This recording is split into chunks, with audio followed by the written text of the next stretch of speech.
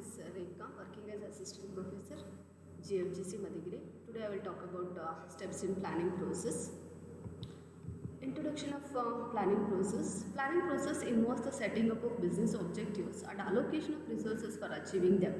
So planning process ಅನ್ನೋದು ಯಾವಾಗಲೂ ಒಂದು ಗೋಲ್ನ ಬಿಸ್ನೆಸ್ ಗೋಲ್ನ ಸೆಟ್ ಮಾಡೋದಕ್ಕೆ ತಗೊಳ್ತೀವಿ ಮತ್ತು allocation of resources for achieving the organisational objectives. ಅಂದರೆ ಇಲ್ಲಿ ನಾವು ಆಬ್ಜೆಕ್ಟಿವ್ಸ್ನ ಬಿಸ್ನೆಸ್ ಆಬ್ಜೆಕ್ಟಿವ್ಸ್ನ ಬರೀ ಆಬ್ಜೆಕ್ಟಿವ್ಸ್ನ ಸೆಟ್ ಮಾಡೋದೇ ಇಲ್ಲ, ಪ್ರಾಪರ್ ಅಲೋಕೇಶನ್ ರಿಸೋರ್ಸಸ್ಸು ಕೂಡ ತುಂಬ ಇಂಪಾರ್ಟೆಂಟ್ ಆಗುತ್ತೆ. ಸೊ ಬೋತ್ ಫಿಸಿಕಲ್ ರಿಸೋರ್ಸಸ್ ಆಗಿರ್ಬೋದು ಅಥವಾ ಹ್ಯೂಮನ್ ರಿಸೋರ್ಸಸ್ ಆಗಿರ್ಬೋದು, ಅದನ್ನು ಪರ್ಫೆಕ್ಟಾಗಿ ಯಾವ ಆ್ಯಕ್ಟಿವಿಟೀಸ್ಗೆ ಎಷ್ಟೆಷ್ಟು ರಿಸೋರ್ಸಸ್ನ ನಾವು ಅಲೋಕೇಶನ್ಸ್ ಮಾಡಿ ಒಂದು ಆಬ್ಜೆಕ್ಟಿವ್ನ ರೀಚ್ ಮಾಡಬೇಕು ಅಂತ ನೋಡ್ಕೊಳ್ಬೇಕಾಗುತ್ತೆ.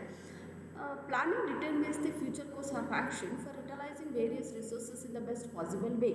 ಅಂದರೆ ಪ್ಲಾನಿಂಗ್ ಡಿಟರ್ಮಿನ್ ಮಾಡುತ್ತೆ. ಸೊ ನಾನು ಫ್ಯೂಚರಲ್ಲಿ ಏನೇನು ಆ್ಯಕ್ಟಿವಿಟೀಸ್ ಮಾಡಬೇಕು, ಎಷ್ಟು ರಿಸೋರ್ಸಸ್ನ ನಾವು ಯುಟಿಲೈಸ್ನ ಮಾಡಬೇಕು ಅನ್ನೋದು ಪ್ಲ್ಯಾನು ಮಾಡ್ತಾ ಹೋಗುತ್ತೆ. So it is A good combination of information handling and decision making system based on information inputs outputs and A feedback loop. ಅಂದರೆ ಸೊ ಪ್ಲ್ಯಾನಿಂಗ್ ಅನ್ನೋದು ಇನ್ಫಾರ್ಮೇಷನ್ಸ್ನ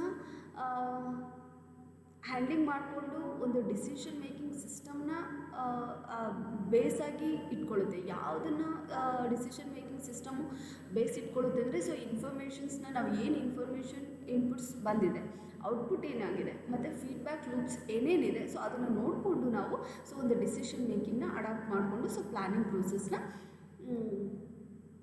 ಅಡಾಪ್ಟ್ ಮಾಡುವಂಥದ್ದು ಒಂದು ಆರ್ಗನೈಸೇಷನ್ಸಲ್ಲಿ. So next number one is being aware of opportunity.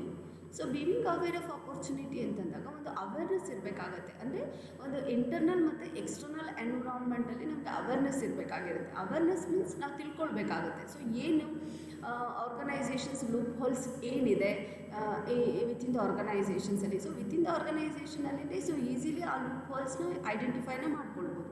But awareness ಅನ್ನೋದು ನಮಗೆ external environment awareness ನಮಗೆ ತುಂಬ important ಆಗಿರುತ್ತೆ. ಅಂದರೆ ಸೊ ಕಾಂಪಿಟೇಷನ್ ಏನಿದೆ, ಸೊ ಮಾರ್ಕೆಟ್ ಹೇಗಿದೆ, ಅಂದರೆ ಒಂದು ವಾಟ್ ಈಸ್ ಅವರ್ ಮಾರ್ಕೆಟ್, ಅಂದರೆ ಅವರ್ ಪ್ರಾಡಕ್ಟ್ ಮಾರ್ಕೆಟ್ ಅಥವಾ ಅವರ್ ಕಂಪನಿ ಮಾರ್ಕೆಟ್ ಹೇಗಿದೆ, our competitors, who is our competitors, ಮತ್ತು what customer wants, so customer ಏನನ್ನು ಇಷ್ಟಪಡ್ತಾ ಇದ್ದಾರೆ. ಸೊ ಇದನ್ನೆಲ್ಲ ಕೂಡ ಸೊ ಒಬ್ಬ ಮ್ಯಾನೇಜರ್ಸು ತಿಳ್ಕೊಳ್ಬೇಕಾಗತ್ತೆ. ಅಂದರೆ ಒಂದು ಆರ್ಗನೈಸೇಷನ್ ಸ್ಟ್ರಾಂಗ್ ಆಗಬೇಕು ಅಂದರೆ ಸೊ ಫಸ್ಟು ನಾವು ಸ್ಟ್ರೆಂತು ಮತ್ತು ಅವರ್ ವೀಕ್ನೆಸ್ನ ಫಸ್ಟು ನಾವು ಐಡೆಂಟಿಫೈನ ಮಾಡ್ಕೊಳ್ಬೇಕಾಗತ್ತೆ. ಆಮೇಲೆ ಅವೇರ್ನೆಸ್ ಅಂದರೆ ಬೇರೆ ಎಕ್ಸ್ಟರ್ನಲ್ ಮತ್ತು ಎನ್ವಿರಾನ್ಮೆಂಟ್ ಬಗ್ಗೆ ಅವೇರ್ನೆಸ್ ತೊಗೊಂಡು ಅದರಲ್ಲಿ ಸೊ ಏನೆಲ್ಲ ಆಲ್ಟರ್ನೇಟಿವ್ಸ್ನ ನಾವು ಆ್ಯಕ್ಷನ್ಸ್ನ ಅಡಾಪ್ಟ್ ಮಾಡ್ಕೊಳ್ಬೇಕು ಅನ್ನೋದು ಫಸ್ಟ್ ಸ್ಟೆಪ್ಪಲ್ಲಿ ನೋಡಬೇಕಾಗಿರುತ್ತೆ. So second step is setting objectives or goals. Organization always we can set the objectives. So ಅಂದರೆ ಆಬ್ಜೆಕ್ಟಿವ್ನ ಸೆಟ್ ಮಾಡಬೇಕು ಅಂದರೆ where we want to be and what we want to accomplish and when ಅಂತ. ಅಂದರೆ ಇಲ್ಲಿ second ಸ್ಟೆಪ್ಪಲ್ಲಿ ಒಂದು planning ಪ್ರೊಸೆಸಲ್ಲಿ ಆಬ್ಜೆಕ್ಟಿವ್ಸ್ನ establish ಮಾಡ್ತಾ ಇದ್ದೀವಿ ಅಂತಂದರೆ ಸೊ ಇವಾಗ ಲಾಂಗ್ ಟರ್ಮ್ ಮತ್ತು ಶಾರ್ಟ್ ಟರ್ಮ್ ಬೇಸಿಸ್ ಇಟ್ಕೊಂಡು ಕೂಡ ಸೊ ಡಿಪಾರ್ಟ್ಮೆಂಟಲ್ಲಿ ನಾವು ಒಂದೊಂದು ಡಿಪಾರ್ಟ್ಮೆಂಟಲ್ಲೂ ಕೂಡ ನಾವು ಒಂದು ಆಬ್ಜೆಕ್ಟಿವ್ಸ್ನ ಇಟ್ಕೊಳ್ಬೇಕಾಗತ್ತೆ. So it is essential that objective should be properly formulated considering ಎಲ್ಲಿ ಯಾವಾಗ ಹೇಗೆ ಅದನ್ನು ನಾವು ಫುಲ್ಫಿಲ್ ಮಾಡ್ಕೊಳ್ಬೋದು ಅಂತ ನೋಡ್ಕೊಳ್ಬೇಕಾಗತ್ತೆ. ಅಂದರೆ ಆಬ್ಜೆಕ್ಟಿವ್ಸ್ ಅನ್ನೋದು ಕ್ಯಾನ್ ಸ್ಪೆಸಿಫೈ ದ ಎಕ್ಸ್ಪೆಕ್ಟೆಡ್ ರಿಸಲ್ಟ್ನ ತೋರಿಸ್ತಾ ಹೋಗುತ್ತೆ. So because we can achieve the end results through the action plans. Next one is developing premises.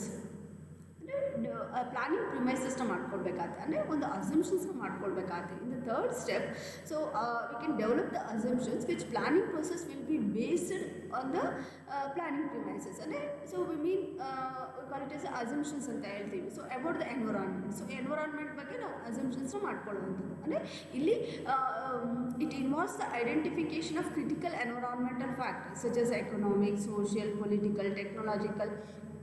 So ಇದ್ರ ಬಗ್ಗೆ ಎಲ್ಲ ಕೂಡ ನಾವು ಒಂದು ಎನ್ವಿರಾನ್ಮೆಂಟಲ್ ಫ್ಯಾಕ್ಟರ್ಸ್ ಬಗ್ಗೆ ನಾವು ಅಸಂಪ್ಷನ್ಸ್ನ ಮಾಡ್ಕೊಳ್ಬೇಕಾಗುತ್ತೆ. So it is necessary to forecast the behaviour of these factors for the near future.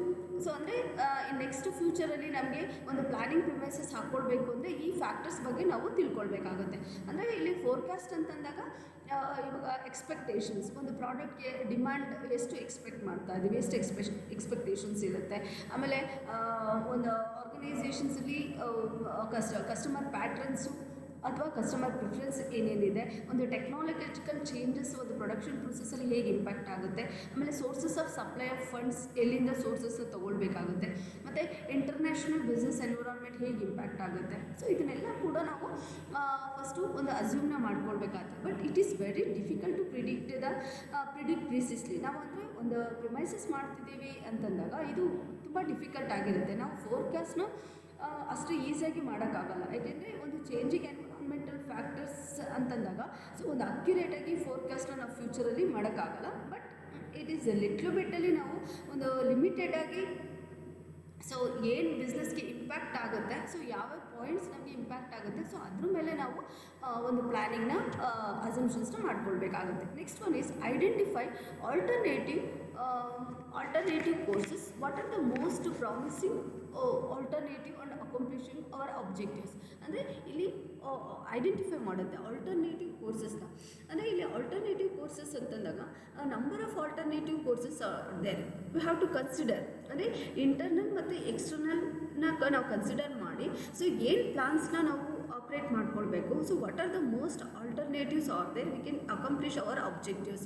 ಅಂದರೆ ಅಲ್ಲಿ ನಾವು ನೋಡ್ಕೊಳ್ಬೇಕಾದ್ರೆ the planner should be detail out the various alternative course of action. So based on the past experience. ಅಂದರೆ ಒಂದು alternative ತೊಗೊಳ್ಬೇಕು ಅಂತಂದಾಗ so ನಾವು past ಎಕ್ಸ್ಪೀರಿಯನ್ಸ್ನ ಏನೇನಿದೆ, ಸೊ ಪಾಸ್ಟ್ ಎಕ್ಸ್ಪೀರಿಯನ್ಸಲ್ಲಿ ಅಂದಾಗ ನಾವು ಅಲ್ಲಿ ಸೊ ಪ್ರೊಡಕ್ಷನ್ಸ್ ಆಗಿರ್ಬೋದು, ಸೇಲ್ಸ್ ಆಗಿರ್ಬೋದು, ಮಾರ್ಕೆಟಿಂಗ್ ಆಗಿರ್ಬೋದು, ಎಕ್ಸಾಂಪಲ್ ತೊಗೊಂಡಾಗ ಅಲ್ಲಿ ನಾವು ಎಕ್ಸ್ಪೀರಿಯನ್ಸಸ್ ತೊಗೊಳ್ಬೇಕಾಗತ್ತೆ. ಸೊ ಅಲ್ಲಿ ರಿಸರ್ಚ್ ಎಕ್ಸ್ಪೆರಿಮೆಂಟೇಷನ್ನ ಮಾಡಿಕೊಂಡು ಸೊ ಒಂದು ಆಲ್ಟರ್ನೇಟಿವ್ಸ್ನ ಡೆವಲಪ್ನ ಮಾಡುವಂಥದ್ದು. ಅಂದರೆ ಅಲ್ಲಿ ವೇಟೇಜ್ನ ಕೊಡಬೇಕಾಗತ್ತೆ. ಇದರಲ್ಲಿ ಪಾಸ್ಟ್ ಎಕ್ಸ್ಪೀರಿಯನ್ಸಲ್ಲೇ ತೊಗೊಂಡಾಗ ಅಥವಾ ಪಾಸ್ಟ್ ರೆಕಾರ್ಡ್ಸ್ನ ತೊಗೊಂಡಾಗ, ಎಕ್ಸ್ಪೀರಿಯನ್ಸಸ್ನ ತೊಗೊಂಡಾಗ ಅಲ್ಲಿ ಏನು ಪ್ರೋಸ್ ಮತ್ತು ಕಾನ್ಸ್ ಏನೇನಿದೆ, ಸೊ ಆ ಪ್ರೋಸು ಕಾನ್ಸ್ನ ಯಾವ ರೀತಿ ನಾವು ರೆಡ್ಯೂಸ್ ಮಾಡ್ಕೊಳ್ಬೋದು, ಸೊ ಮಿನಿಮೈಸ್ ಮಾಡಿಕೊಂಡು ಒಂದು ಫ್ರೂಟ್ಫುಲ್ಲಾಗಿ ನಾವು ಆಲ್ಟರ್ನೇಟಿವ್ನ ಚೂಸ್ ಮಾಡ್ಕೊಳ್ಬೋದು, ಐಡೆಂಟಿಫೈನ ಮಾಡ್ಕೊಳ್ಬೋದು ಅಂತ ನೋಡುತ್ತೆ. Next one is evaluating alternative courses. Which alternative will give us the best chance of meeting our goals at the lowest cost and highest profit. ಅಂದರೆ ಇವಾಗ ಆ ಆಲ್ಟರ್ನೇಟಿವ್ ಕೋರ್ಸಸ್ನ ಅವಾಲ್ಯುಯೇಟ್ ಮಾಡಬೇಕು. ಅಂದರೆ ಸೊ ಹಿಂದಿನ ಸ್ಟೆಪ್ಪಲ್ಲಿ ಹೇಳಿದ್ವಿ identifying the alternative courses. Identify ಮಾಡ್ತಾ ಇದ್ದೀವಿ alternative courses ಏನೇನಿದೆ. ಆಲ್ಟರ್ನೇಟಿವ್ ಕೋರ್ಸನ್ನು ಆ್ಯಕ್ಷನ್ನ ಬೇಸ್ಡನ್ನು ನಾವು ಪಾಸ್ಟನ್ನ ತೊಗೊಂಡು ಅದ್ರ ಮೇಲೆ ನಾವು ಡೆವಲಪ್ನ ಮಾಡುವಂಥದ್ದು. ಅಲ್ಲಿ ಪ್ರೋಸು ಕಾನ್ಸ್ ಏನೇನಿದೆ ಅದನ್ನು ಮೆರಿಟ್ಸು ಡಿಮೆರಿಟ್ಸ್ನ ತೊಗೊಂಡು ಇಟ್ಕೊಂಡು ಅದನ್ನು ಮಿನಿಮೈಸ್ನ ಮಾಡಿಕೊಂಡು ಇಲ್ಲಿ ನಾವು ಆ ಬೇಸಿಸ್ ಮೇಲೆ ಇಲ್ಲಿ ಎವಾಲ್ಯುಯೇಟ್ನ ಮಾಡ್ಕೊಳ್ಬೇಕಾಗುತ್ತೆ. ಸೊ ಯಾವ ರೀತಿ ನಾವು ಒಂದು ಗೋಲ್ಸ್ನ ಅಚೀವ್ ಮಾಡ್ಬೋದು, ಒಂದು ಲೋಯೆಸ್ಟ್ ಕಾಸ್ಟಲ್ಲಿ ಹೈಯೆಸ್ಟ್ ಪ್ರಾಫಿಟ್ನ ಹೇಗೆ ಅಚೀವ್ ಮಾಡ್ಕೊಳ್ಬೋದು ಅಂತ. ಅಂದರೆ ಒಂದು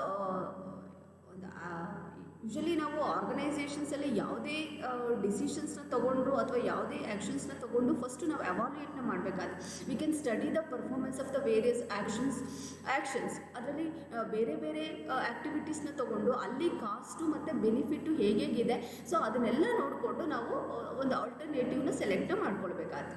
so sixth one is choosing an alternative. ಅಂದರೆ ಇಲ್ಲಿ ಸೆಲೆಕ್ಟ್ ಮಾಡ್ಕೊಳ್ತೀವಿ best course of action will pursue in the future. ಅಂದರೆ we can choose the alternative, we can select it the one course of action. ಅಂದರೆ having the evaluated of different alternatives, so ನೆಕ್ಸ್ಟಲ್ಲಿ ಯಾವುದು best ಅಂತ ಇರುತ್ತೋ that alternative course of action we can selected. ಅಂದರೆ ಇಲ್ಲಿ ಏನು point out ಮಾಡುತ್ತೆ ಅಂದರೆ that decision making it is deciding upon the plan to be adopted for fulfilling the organisational objectives. So ಇಲ್ಲಿ ನಾವೇನು ಮಾಡ್ತೀವಿ ಯಾವುದು ಬೆಸ್ಟ್ ಅಂತ ಇದೆಯೋ ಸೊ ಅದನ್ನು ತೊಗೊಂಡು ಸೊ ಡಿಸೈಡ್ನ ಮಾಡಿಕೊಂಡು ಸೊ ಆ ಪ್ಲ್ಯಾನ್ನ ನಾವು ಇಟ್ಕೊಂಡು ಒಂದು ಆರ್ಗನೈಸೇಷನ್ ಆಬ್ಜೆಕ್ಟಿವ್ಸ್ನ ರೀಚ್ ಮಾಡ್ಬೋದು. Seventh one is formulating derivative plans or supporting plans. ಅಂದರೆ ಒಂದು ನಾವು ಇವಾಗ ಆಲ್ರೆಡಿ ಒಂದು ಡಿಸಿಷನ್ಗೆ ಬಂದಿದ್ದೀವಿ, ಡಿಸೈಡ್ನ ಮಾಡ್ತಾ ಇದ್ದೀವಿ, ಸೊ ಒಂದು ಪ್ಲ್ಯಾನ್ನ ಅಡಾಪ್ಟೇಟ್ನ ಮಾಡ್ತಿದ್ದೀವಿ ಅಂದರೆ ಸೊ ಆ ಪ್ಲ್ಯಾನ್ಗೆ ಅದರ್ ಡಿರೈವೇಟಿವ್ ಪ್ಲಾನ್ಸ್ನ ನಾವು ಅಡಾಪ್ಟ್ನ ಮಾಡ್ಕೊಳ್ಬೇಕಾಗ್ತದೆ. So that means we have to supporting the principal ಪ್ಲ್ಯಾನ್ಗೆ secondary plans we have to adopted. So for example suppose we have to produce one product already the organization is decided ಅಂತಂದಾಗ so what are the supporting plans are they. So ಆ ಪ್ರಾಡಕ್ಟ್ನ produce ಮಾಡಬೇಕು ಅಂದಾಗ so what are the raw materials raw materials adopted, ಅಥವಾ ಏನು equipments ನಮಗೆ ಬೇಕಾಗುತ್ತೆ, ಎಷ್ಟು ಇಕ್ವಿಪ್ಮೆಂಟ್ಸ್ನ ಬೈ ಮಾಡಬೇಕಾಗಿರುತ್ತೆ, ಆಮೇಲೆ ರಾ ಮೆಟೀರಿಯಲ್ಸ್ ಎಷ್ಟು ಬೇಕಾಗಿರುತ್ತೆ, ಆಮೇಲೆ ಹೈರ್ ಟ್ರೈನ್ ವರ್ಕರ್ಸ್ನ ಅಥವಾ ವರ್ಕರ್ಸ್ನ ರೆಕ್ರೂಟ್ಮೆಂಟ್ ಮಾಡ್ಕೊಳ್ಳೋವಂಥದ್ದು, ಆಮೇಲೆ ನಾವು ಯಾವ ಪ್ರಾಡಕ್ಟ್ನ ಡೆವಲಪ್ ಮಾಡ್ತೀವಿ, we can develop the new product. ಇದ್ರ ಬಗ್ಗೆ ಎಲ್ಲ ನಾವು ಒಂದು ಫಾರ್ಮುಲೇಟಾಗಿ ಒಂದು ಡಿರೈವೇಟಿವ್ ಪ್ಲಾನ್ಸ್ನ ಅಡಾಪ್ಟ್ನ ಮಾಡ್ಕೊಳ್ಳೋವಂಥದ್ದು. The last step is numerising plans by making budgeting. ಅಂದರೆ ಸೊ ಒಂದು ಪ್ಲಾನ್ಸ್ನ ನಾವು ನ್ಯೂಮರೈಸ್ ಮಾಡಿದ್ಮೇಲೆ ಅದಕ್ಕೆ ನಾವು ಬಡ್ಜೆಟ್ನ ಅಡಾಪ್ಟ್ ಮಾಡ್ಕೊಳ್ಬೇಕು. For example, we can produce the product ಅಂತಂದಾಗ first we can buy the equipments.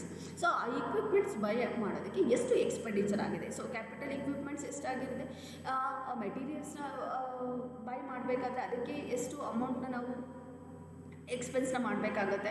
ಇವಾಗ suppose we can hire the people workers in the organisation ಅಂತಂದಾಗ ಸೊ ರಿಕ್ರೂಟ್ಮೆಂಟ್ಗೆ ಎಷ್ಟು ಬಡ್ಜೆಟ್ನ ನಾವು ಅಡಾಪ್ಟ್ ಮಾಡ್ಕೊಳ್ಬೇಕಾಗುತ್ತೆ. We can develop a new product ಅಂತಂದಾಗ so ಅದಕ್ಕೆ ಎಷ್ಟು ನಾವು ಬಡ್ಜೆಟ್ನ ಮಾಡ್ಕೊಳ್ಬೇಕಾಗುತ್ತೆ. ಸೊ ಈ ರೀತಿ ನಾವು ಪ್ಲ್ಯಾನ್ನ ಅಥವಾ ಬಡ್ಜೆಟ್ನ ಹಾಕ್ಕೊಳ್ಬೇಕು.